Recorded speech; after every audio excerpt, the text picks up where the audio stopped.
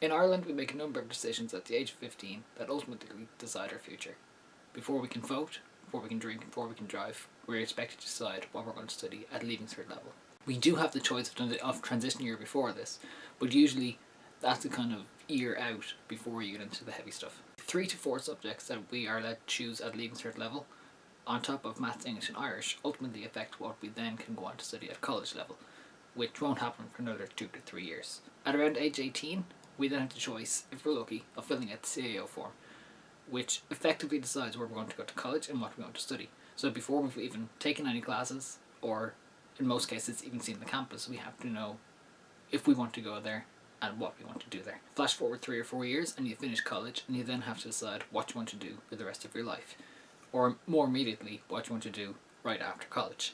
For many people, this is either a master's, working, or travelling.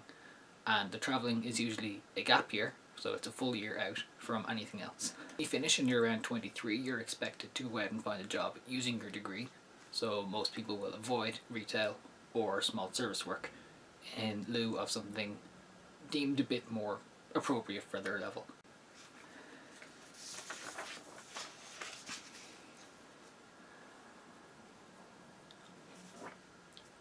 Assuming you're in a pretty stable position in your life, by age 30 you should be considering having your first child.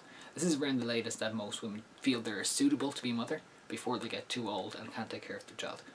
If you do then have a child, your life is effectively dominated by them until when you turn 45, thereabouts. Your own child is then making the decision you had to do when you were 15. What are they going to study at Leaving Cert level? This assumes that the system doesn't change too much, as it probably should, but for the sake of argument, let's just keep going. So before your child can vote, drink or drive, they have to choose their Leaving Cert subjects and throw themselves into the stress of this Leaving Cert before they go into college and repeat all of your life mistakes. By age 50 you have to decide on 2 things. How much money you're going to put into your pension, and who's going to get what in your will. It's morbid and it's disgusting, but it happens, and by the time you're done, your child has finished college. Before you're 65, you will have your first grandchild, assuming your child is following the same route you are, and then you have to retire. At this point, lots of people decide that's when they want to start doing the things they wanted to do when they were younger. They'll visit the places that they'd always dreamed of going to. Of course, at this point, most people aren't at the prime of their life, so they find travel a lot more difficult, and they've a lot less money free to be able to afford these things. People are now living longer and working harder up until their retirement age, because after that point, they're no longer allowed to work. Most companies do not hire OAPs. Somewhere along the line, we made a mistake. More accurately, we weren't given a choice about whether or not we made a mistake. Society has decided this is the path we take. We decide we're going to do Leaving Cert, we go to college, we get a job, we raise a family, we retire, and let them repeat our mistakes. So we'll go back. At age 15, you have to decide what you want to do Leaving Cert.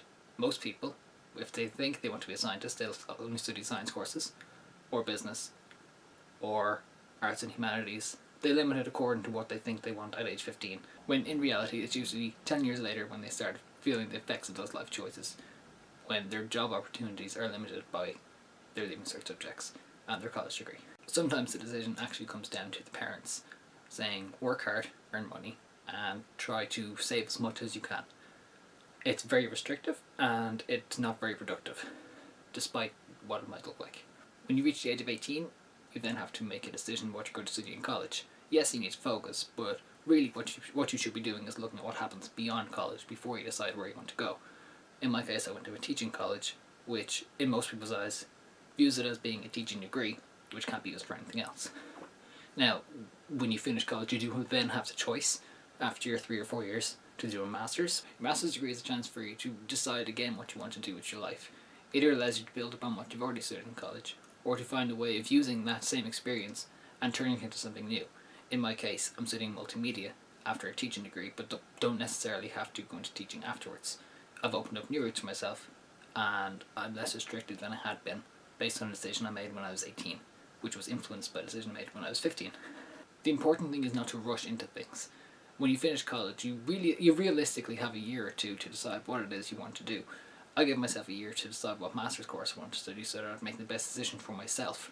So rather than focusing on education or chaplaincy or creative writing, which were the 3 things that I'd kind of considered, I've moved on to something completely different, new field, but something that I'm interested in and that I can see real possibilities in. By 45, if you do have children, you are then given the opportunity to teach them what you know now. So rather than them repeating the mistakes that you could have made or that you already did make and were trying to recover from, you then have the option of teaching them how to make the best decisions for themselves. Teach them to follow their passions, but remind them of the simple facts of financial security and that travel is not an all or one deal. When you're 50, you need to set up systems for sustaining your lifestyle in case you can't work in the future. This might mean that you fall sick or you get hurt or you're forced to stop working, but it means that you can maintain your lifestyle, whether that be traveling every single weekend or going out every single week with your wife. The main thing is that you don't give up on life by the time you reach 50, and you certainly don't stop doing things when you reach the age of 65. In the end, life is controlled by society. Society decides that we work 9 to 5. Society decides we have our 2.4 children, and society decides we retire at age 65. It's been pointed out before that enterprise is what's missing from Irish schools. Children aren't taught to think about setting up their own business when they leave school or leave college, and instead they're encouraged to go into a system of employment that isn't necessarily going to be satisfactory for life and isn't going to lead them towards innovation. We're not taught to travel often or that learning languages can be fun. We're told that it's okay to take a gap year, but we are not told how to explain that year on a CV or a job application when the question arises. In life, most people never get a chance to follow their dreams, but I believe that it's never too late to start.